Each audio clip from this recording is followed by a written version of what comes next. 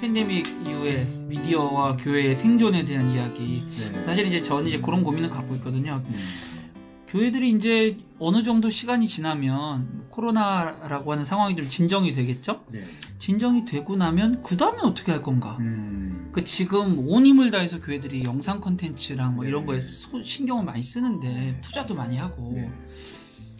근데 사실 현실적으로는 네.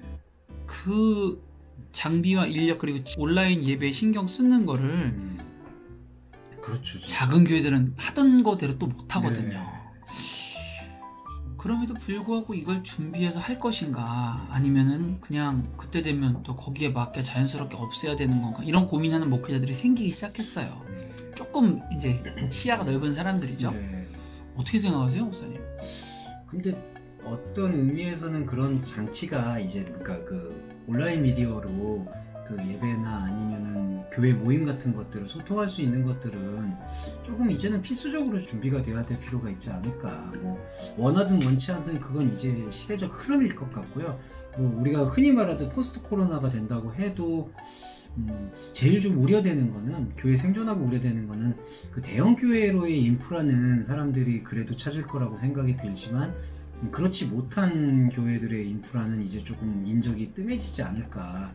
그렇기 때문에 온라인 미디어에 대한 부분은 오히려 대형 교회보다는 우리가 흔히 말하는 중소형 교회가 조금 더 강력하게 가져가야 되는 부분이 아닐까. 그래서 혹시라도 이 오프라인에서의 플랫폼을 잃어버린다 해도 교회로서의 가치를 잃어버리지 않게 되는 것으로 조금은 연결될 수 있는 지점도 좀 고민을 해야 될 것 같고요. 저는 약간 그걸 좀 부정적으로, 약간 비관적으로 보게 되는 게 아마도 이제 포스트 코로나 이후에 개신교회의 이제 사회적인 인식의 악화하고 함께 맞물려서 오히려 이제 부익부 빈익비라고 약한 교회, 좀 고리가 약한 교회들은 성도가 그리고 그리스도인의 신도가 많이 이탈할 거라 생각이 들어요. 그래서 교회 공간이 유명무실해질 수도 있고 더 이상 교회 운영이 어려워질 수도 있는 사태가 조금은 지금 제가 실제로 봤을 때에도 수도권에 있는 여러 교회들 흔히 말하는 우리가 말하는 그 상가 임대 교회들이 그런 문제를 겪고 있으니까 그럴 경우에 이제 오프라인에 더 이상 공간을 유지하지 못할 경우에 그렇다면 교회를 문을 닫는 거냐 하는 거냐 이제 이런 기준에서 조금 더 넘어설 수 있으려면은 미디어 콘텐츠에 대한 활용이 조금은 더 익숙하고 생활화돼야 되지 않을까.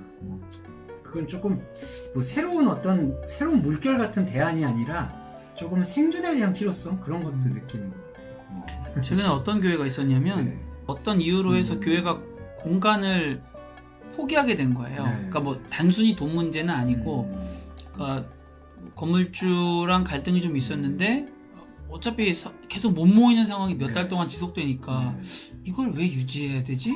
그래서 계약 기간 만료될 때 공간을 닫아버린 거예요. 네. 그리고 목회자들 두세 사람만 일할 수 있는 코워킹 공간을 렌트해서 거기만 사용하고 지금은 아예 빌리지 않은 상황이에요.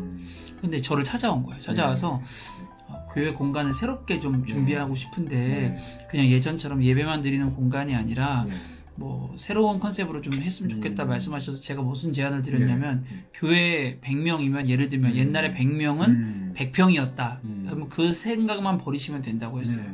100명이면 한 30평. 다 주일에만 들어가면 되니까. 맞아요.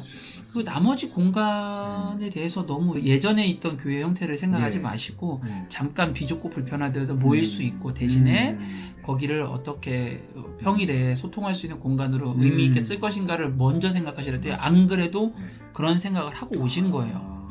근데 목사님 말씀 들어보니까 그렇게 해서 다르게 공간을 활용하려고 하는 데가 아니라면 그럼 정말 공간이 없어도 될까? 이런 생각도 사실 살짝 드는 거예요. 네.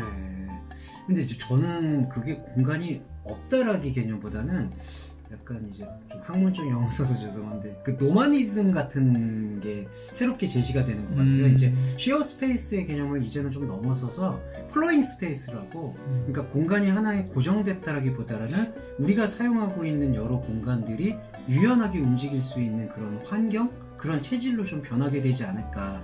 이제 그게 저는 조금 발전적으로 보면은 현재 갖고 있는 약간의 교회들이 자신들의 공간을 자신들 교회의 공간이라고만 조금은 생각하지 말고 서로가 연대하고 연합할 수 있는 어떤 활용 가치로서의 그런 플로잉 스페이스로 가져간다면은, 그러니까 어떤 교회 공간은 또 어떤 용도가 있을 수 있겠고, 거기서는 약간 뭐 쿠킹 클래스를 할 수도 있고, 어떤 데에서는 영화 감상을 할 수도 있고, 글쓰기 교육을 할 수도 있고, 또 청소년 쉘터를 할 수도 있는 그런 공간의 쓰임새들을 조금은 가져갈 수 있는 게 온라인 미디어 콘텐츠를 가져오는 그 공간이라는 그 영역의 이른바 긍정적인 파괴의 가장 좋은 시너지 효과가 아닐까, 그런 생각이 들어서 조심스럽게 한번 제안을 해본 적은 있었어요. 여러 상가교회 교회 목사님들하고 모임이 있었을 때 그냥 교회 이름을 조금 그냥 제 이상이었지만 파리 1대학, 2대학 이렇게 하듯이 1교회, 2교회, 3교회 이런 식으로 하고 서로가 가지고 있는 특성을 살리는 목회를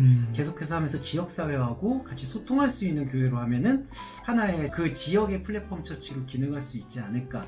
그러니까 공간을 그런 의미로 두고 또 공간이 아닌 어떤 콘텐츠나 이런 미디어 그리고 서브컬처 같은 부분에서의 소통, 그런 것들을 조금 더 이 기독교인이 공격적으로 오히려 모색을 한다면 조금 이상적이지만, 우리가 초기에 개신교가 한국에 전래됐을 때 먼저 교육과 문화 콘텐츠를 통해서 어필했던 것처럼 한국의 21세기 교회 콘텐츠도 그렇게 조금은 변화할 수 있지 않을까. 뭐 그런 생각을 해보고 저도 그런 걸 좀 많이 모색하고 실험하고 있는 것 같습니다.